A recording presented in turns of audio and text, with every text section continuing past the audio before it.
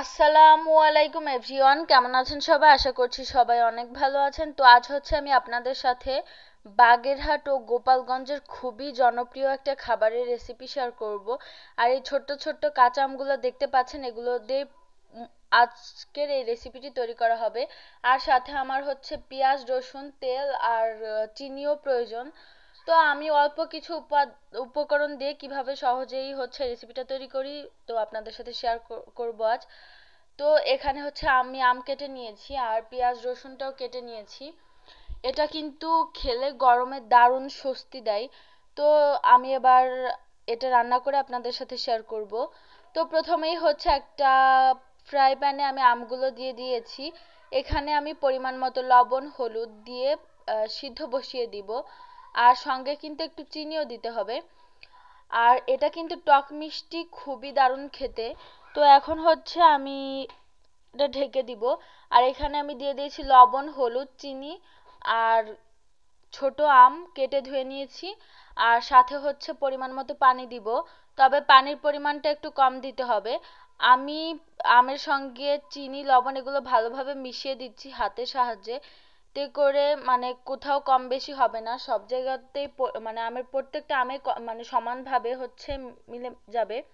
তো এই পর্যায়ে হচ্ছে আমি এই আমগুলোর জন্য হাফ কাপ পরিমাণ পানি দিচ্ছি, বেশি পানি দেওয়া যাবে না কারণ আম থেকেও পানি ছাড়বে। তো এবার ঢেকে দিলাম।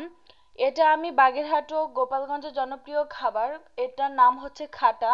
তো আমার হচ্ছে পানিটা ফুটে গিয়েছে। তো পানিটা ফুটে গেলে আমি দেখে নিচ্ছি যে আমটা সিদ্ধ হয়েছে কিনা। আমও সিদ্ধ হয়ে গিয়েছে। এ পর্যায়ে আমি আরেকটা কড়াই নিয়ে নিয়েছি, কড়াইয়ে আমি হচ্ছে পেঁয়াজ কুচি দিয়ে দিয়েছি, দিয়ে দিচ্ছি রসুন কুচি।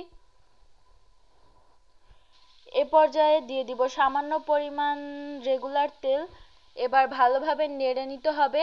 আমার নেড়ে নেওয়া হয়ে গেলে আমার হচ্ছে এটা হচ্ছে অনেকটা যে ফোড়ানি বানাই না তরকারির জন্য, ফোড়ানির মতো করতে হবে।